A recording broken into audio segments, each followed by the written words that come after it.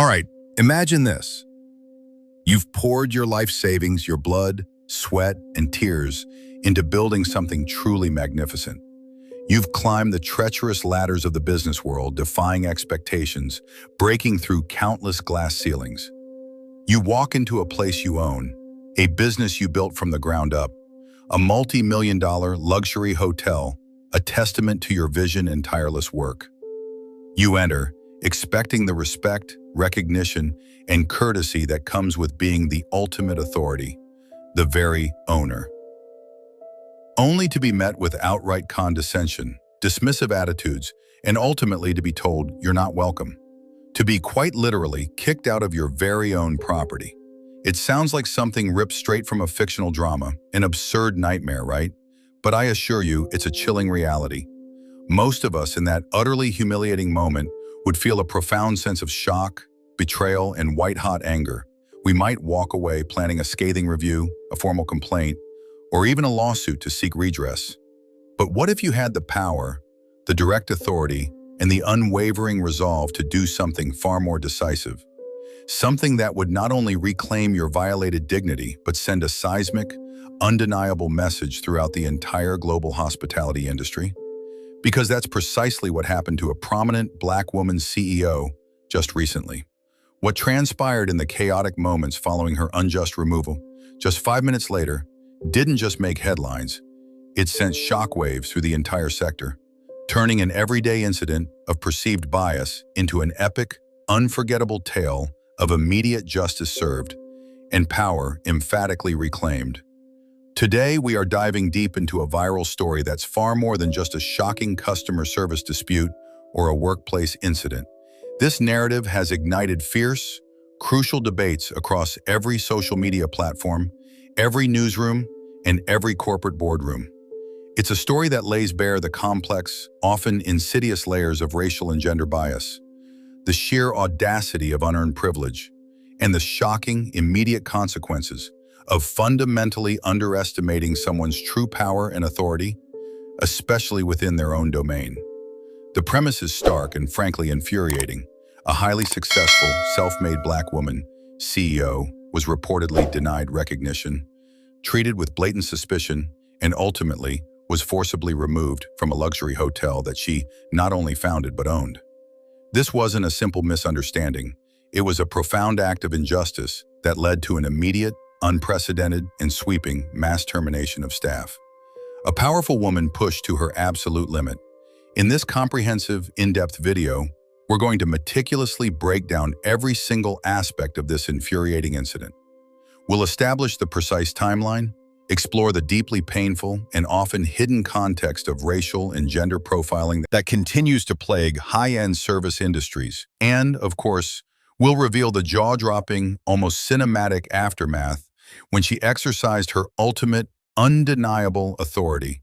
We'll examine the ethical implications, the human cost, and the powerful message sent. Was this an extreme but justified act of power?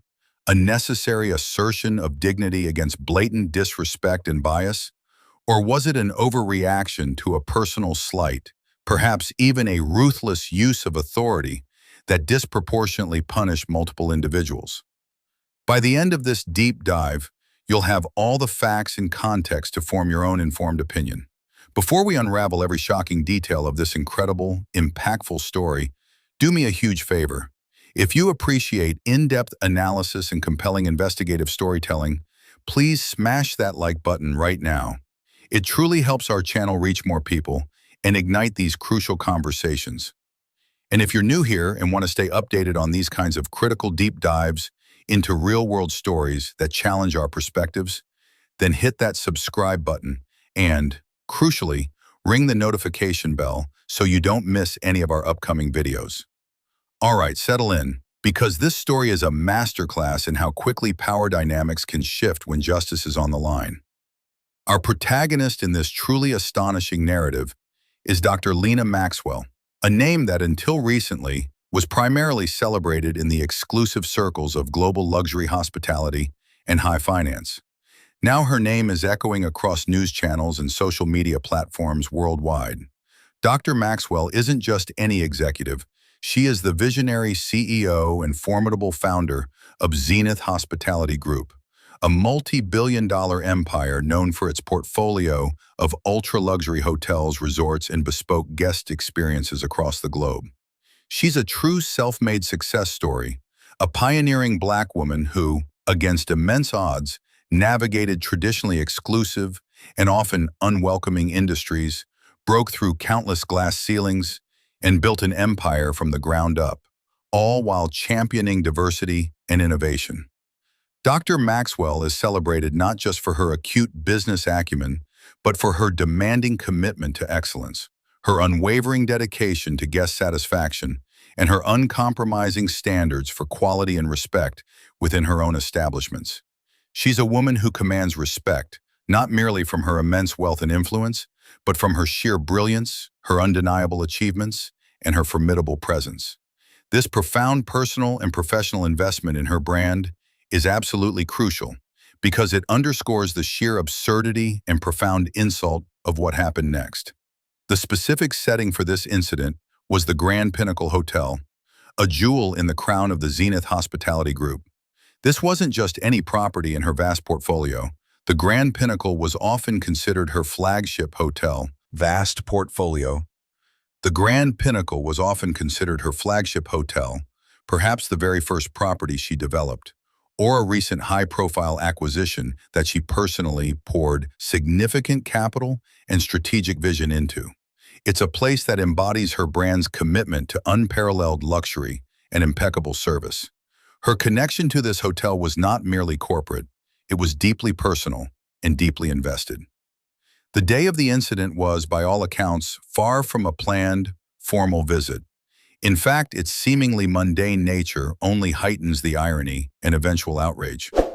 Dr. Maxwell was reportedly there for an unannounced inspection, a surprise visit to ensure that a newly completed wing of luxury suites met her exacting standards, or perhaps to discreetly observe the customer experience in the newly renovated lobby. Some reports even suggest she was merely attending a private, high-profile event that was being hosted at her very own hotel, mingling discreetly as any owner might. The very simplicity and unannounced nature of her visit, intended for oversight or mere enjoyment, highlights the profound disconnect and audacity of the treatment she was about to receive from her own staff. The first ominous red flags, according to Dr. Maxwell's own accounts, and later substantiated by some anonymous staff members and guests who were present, appeared almost immediately upon her arrival in the opulent lobby. Despite her impeccable, high-fashion business attire and an air of confident, undeniable authority, Dr. Maxwell recounted feeling deliberately ignored at the reception desk. She observed other guests, seemingly less affluent or less formally dressed, being greeted promptly and warmly, while she was left waiting, even when it was clearly her turn to be acknowledged. When she finally was, it was not with the recognition due to an owner or even a high-value guest, but with a dismissive, almost condescending tone. She was reportedly mistaken for a regular guest, perhaps even a vendor waiting for a delivery, and was pointedly questioned about her presence in an area that she owned outright. It was as if her very presence didn't conform to some preconceived, narrow notion of who belonged there as a person of authority. The situation quickly began its descent when Dr. Maxwell calmly articulated her request. Whether she quietly asked to speak to the general manager, or GM, on duty about a minor observation she'd made regarding service, or perhaps she politely commented on a noticeable lapse in cleanliness or operational efficiency she observed, or even simply attempted to access a back-office area that she, as the owner, had every right to enter, the response she received was perplexing, immediately uncooperative, and utterly disrespectful. She wasn't being demanding or aggressive. She was attempting routine oversight or a simple interaction, acting as any owner would. The specific staff member she interacted with, reports vary, but it was likely a front desk manager, a senior concierge, or even a security supervisor, reportedly met Dr. Maxwell's legitimate request with an increasingly cold, rigid, and utterly uncooperative attitude. There was a blatant refusal to acknowledge her authority or even her basic identity, despite her calm attempts to explain who she was. Instead of seeking clarification or verifying her claims, The staff member reportedly adopted a defensive, almost accusatory stance. Dr. Maxwell calmly tried to explain her position, perhaps even showing her company ID, her business cards, or referencing specific operational details only an owner would know. But she was reportedly met with growing suspicion, dismissive hand gestures, and an almost incredulous tone, as if her claims of ownership were preposterous. The situation devolved shockingly fast. The employee, without any apparent justifiable reason, suddenly escalated to the ultimate ultimatum. Dr. Maxwell was abruptly told, sternly, "Leave the premises immediately," or coldly, "This area is for staff only, and you are not authorized," or even more insultingly, dismissively, "We cannot have loiterers here. Please exit the building." Imagine the sheer audacity, the unbelievable level of disrespect of that moment. To be told you are unwelcome, perhaps even a nuisance, in a business that you built, that you own, that you poured your life into, and then came the truly infuriating, humiliating part. Without further warning or a clear explanation, hotel security was swiftly called. Moments later, uniformed security personnel arrived, reportedly acting on the staff member's instructions. While accounts vary on the precise level of physical contact, the visual was undeniable and deeply humiliating. Dr. Maxwell, a revered CEO and the actual owner of the property, was visibly escorted out of the Grand Hotel lobby, or in some accounts was physically removed, with security personnel firmly guiding her towards the main entrance. This wasn't a quiet discussion in a back office. This was a public spectacle, witnessed by unsuspecting guests, other staff members, and anyone passing through the bustling lobby. The sheer indignity of being publicly removed from her own thriving business, for no justifiable reason other than perhaps a misplaced sense of authority by her own employees, is almost unfathomable.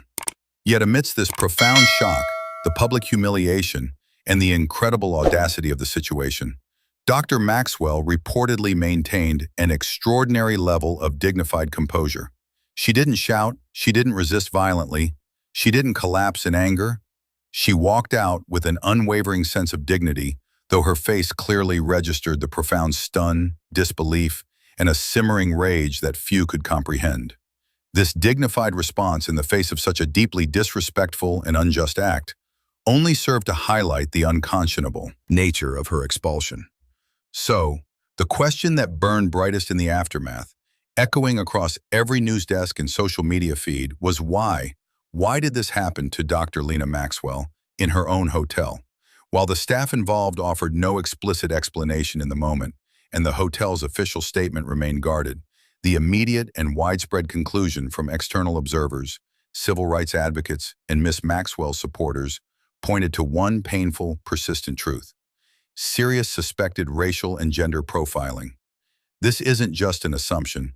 This incident throws a harsh, uncomfortable spotlight on what racial and gender profiling in high-end hospitality can look like. It's often subtle, insidious, and rarely explicitly articulated. It can manifest as Black women, owners or executives, not being immediately recognized or taken seriously, being mistaken for lower-level staff like housekeepers or administrative assistants, despite their attire and demeanor, or having their authority questioned and their very presence challenged simply because they don't conform to outdated, often biased, stereotypes of who should be in a position of power or ownership in a luxury setting. It's the assumption of otherness, the immediate distrust that unfortunately disproportionately targets Black women in spaces where wealth, power, and prestige are perceived to belong to different demographics. Though rarely spoken aloud, this incident is a textbook example of implicit bias, the unconscious attitudes or stereotypes that subtly yet powerfully affect our understanding, actions, and decisions.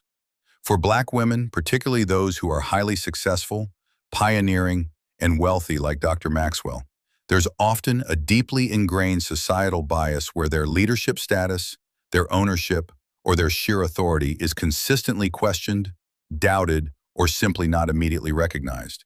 They often don't fit the stereotypical look of a CEO or owner that many, perhaps unconsciously, expect to see in a grand hotel lobby, especially in roles traditionally dominated by white men.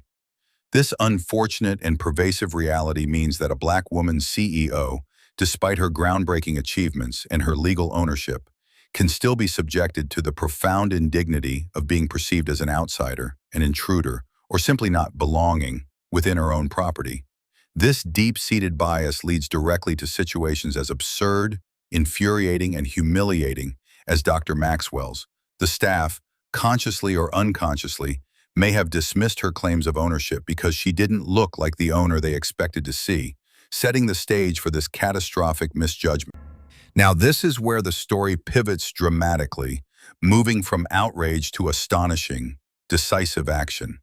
Most people, after such a humiliating public ordeal, being ejected from their own property, might retreat, perhaps call their spouse to vent, fume for hours, or spend days meticulously drafting an angry complaint letter. But Dr. Lena Maxwell is not most people. She is a titan of industry, a strategic powerhouse, and a woman who has built an empire on swift, decisive action. There was no hesitation, no self-doubt, no period of agonizing over what to do next. Her response was immediate, chillingly calm, and utterly ruthless. Determined. She didn't even leave the hotel property entirely. She simply stepped just outside the main doors, perhaps out of sight of the most immediate staff, but still within the clear purview of her building. Her first call wasn't to a customer service hotline to complain about the incident. It was directly to her chief operating officer, COO, and simultaneously to her head of human resources. This immediate, decisive action speaks volumes about her resolve, her understanding of her absolute authority, and her zero-tolerance policy for such egregious acts of disrespect and operational failure within her own company. She was in direct communication with her top brass, setting in motion an irreversible chain of command, within literally seconds of her humiliating removal. And then came the moment that sent shivers down the spines of hotel managers and staff worldwide. 5 minutes later, Dr. Maxwell, still standing outside, calmly making these critical phone calls, issued a direct, unequivocal order. Reports, later corroborated by anonymous sources within Zenith Hospitality Group, indicate that within literally minutes, some sources say as little as 5 minutes from the moment she was forced out, the order came down with absolute finality from the COO and head of HR. Every single staff member who was on duty at that specific branch during that particular shift, from the highest-ranking general manager down to the front desk personnel, concierge, bellhops, and security guards, was immediately and irrevocably terminated. The news reportedly spread like wildfire through the branch. Perhaps it was a sudden, chilling announcement over the staff communications system, or immediate, simultaneous calls and emails to the personal devices of the staff members while they were still on duty, still working, still thinking they were in control. The shock, the disbelief, and the sudden horror among the staff must have been palpable. The sheer scope of the firing was unprecedented. It wasn't just the 2 or 3 individuals directly involved in her removal. It was potentially the entire shift, the entire operational team of that branch, summarily dismissed for one catastrophic failure of recognition and respect. This was an act of corporate surgery, brutal in its efficiency. This was not merely a firing. This was a devastating, unequivocal display of ultimate ownership and absolute authority. Dr. Maxwell's message was undeniable, stark, and utterly unforgiving. Disrespect the owner, fail to recognize the very person who signs your paychecks and owns the building you stand in, and there will be immediate, profound, and collective consequences. It was a powerful, chilling lesson in who holds the true power. Contrast this with typical corporate grievance procedures, which involve lengthy investigations, warnings, probationary periods, and HR reviews. Dr. Maxwell chose immediate, decisive, and absolute action, cutting straight to the core of the problem with surgical precision. In the immediate aftermath of this seismic event, Zenith Hospitality Group moved with remarkable speed to control the narrative. They swiftly issued a public statement, carefully worded but firm. While avoiding direct admission of racial bias, the statement likely emphasized the company's zero tolerance for discrimination of any kind. Its unwavering commitment to upholding the highest standards of service and respect for all individuals, and a clear declaration that personnel changes were made to reflect core company values. The statement undoubtedly aimed to convey a message of decisive action against a severe breach of protocol. Internal investigations were undoubtedly initiated, not to decide on firings, but to understand how such a colossal failure occurred, likely after the terminations had already taken place. But the news was already out, spreading like wildfire across the globe. The story likely leaked swiftly by sources close to Dr. Maxwell's team to ensure maximum public awareness, or by shocked ex-employees, became an instant global sensation. Social media platforms transformed into a veritable cauldron of outrage, debate, and passionate discussion.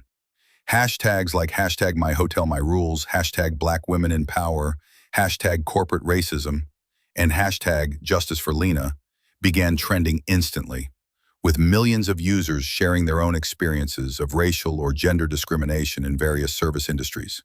The common sentiments were stark and deeply resonant. This is exactly what we go through every day, but we don't own the company. And it doesn't matter how rich or successful you are, you're still seen as other by some. This wasn't just a news story, it was a powerful, visceral rallying cry for dignity and recognition. Major news outlets, from established mainstream media to independent business journals and civil rights publications, picked up the story with ferocious intensity. Everyone was dissecting the incident, interviewing hospitality experts, HR professionals, civil rights advocates, and debating its profound ethical and social implications. The narrative became a powerful, undeniable symbol of persistent racial and gender bias, even at the highest echelons of society. This incident, though unique in its dramatic resolution, is far more than an isolated case of profound disrespect. It critically highlights the pervasive issue of systemic racism and sexism that continues to plague high-end service industries. In these environments, there often remains an unconscious bias where certain demographics, particularly Black women, are not immediately perceived as owners, decision-makers, or even high-value clients. They are often overlooked, mistaken for lower-level staff, or have their authority questioned simply because they don't conform to outdated, harmful stereotypes of who should be in charge. This demands a brutally honest look at corporate accountability and mandatory training. What responsibility do major hospitality groups have to not only implement diversity training, but ensure it genuinely combats deep-seated implicit biases among all their staff, from the front desk to top management? This incident is a deafening wake-up call for comprehensive, effective, and truly transformative training that goes far beyond a mere checkbox exercise. It's about cultivating a culture where every individual is recognized and respected, regardless of their skin color or gender. Finally, Dr. Maxwell's case powerfully illustrates the power of visibility and the critical role of resources. Her status as an owner and the immense financial and organizational resources at her disposal allowed her to fight back immediately, to mount an instant and undeniable counterstrike.